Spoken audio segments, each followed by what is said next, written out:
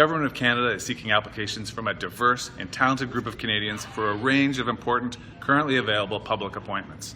So you may have seen this video of Andy Fillmore, Liberal MP of Halifax, explaining certain job opportunities available to qualified Canadians. And you may tell yourself, there's no way anyone could see this video and turn it into an opportunity to hate. Right? One moment, please. Is this only open to refugees? Now, you may go back to the video and watch it again and again and look for any mention of the word refugees.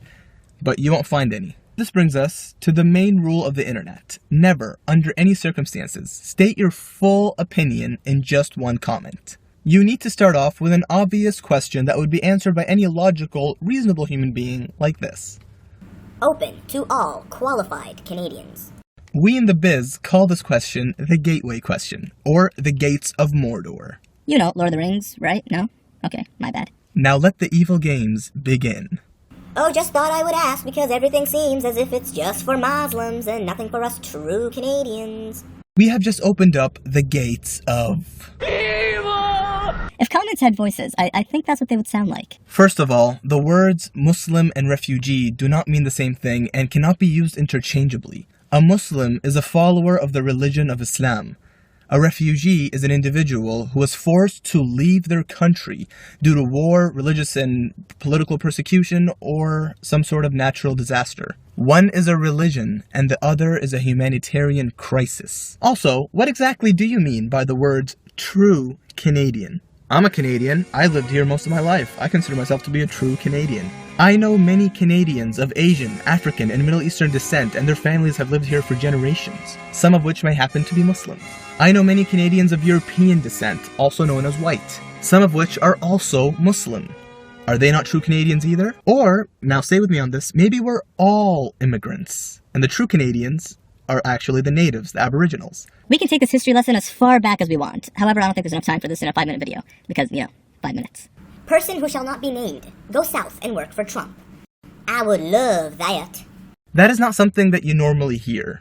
Yeah, let's leave a country where acceptance of everyone, freedom of speech, and free healthcare prevails. And instead, let's go down south where there's an individual who likes to ban people, ban the media, build walls, and does not have a shortage of Russian conspiracies. Not that that's any of my business. I do like a country with Christian values, which we used to have. In fact, this country was built on Christian values. But this has been taken away from us, and I wasn't born yesterday, so I do remember those values. And now the Christians are mocked because we are not Muslim and even put down. It is so sad. USA is looking so good because of their Christian values. A true Canadian is one which can look back to great-great-grandfathers and who has brought their children up in this Christian country. Wait a second, isn't Canada more or less a secular country, or at the very least does not have an official religion? Maybe I'm wrong. Yet, even if Canada was based on all Christian values, didn't the Bible say something about helping those in need? Hebrews 6:10, Matthew 5:42, Luke 6:38. Overall, these verses spoke about helping the poor, helping those in need, and God will reward you and not forget your work. So the Bible tells you to help people. So you can't use, aren't we a Christian country or based on Christian values, as an excuse to not help refugees. By the way, Muslims do believe in Jesus, peace be upon him, as well. Just a fun fact right there. And finally, yes, I do agree with you that recently there has been a lot of news relating to refugees. There have been a lot of activities and programs to help refugees. These activities and programs are not replacing all the other work the government's doing.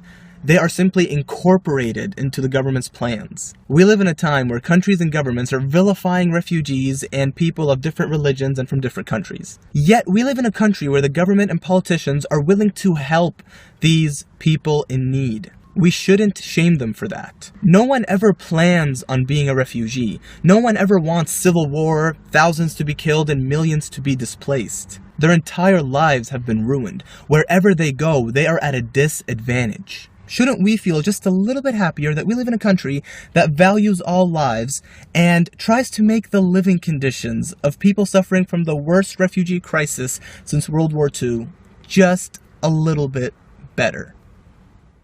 Thank you very much for watching, and for more videos, please like, follow, share, and subscribe. And until next time, Assalamu alaikum and peace be with you. If this video gives you a stroke, diarrhea, constipation, internal bleeding, or any abdominal discomfort, ask your doctor if racism is right for you. Ignorance sold separately, logic not included. The pinky is key, otherwise it doesn't count. Also, I don't think I should have food in the car or beverages or anything. What does that sound? Almost dropped this.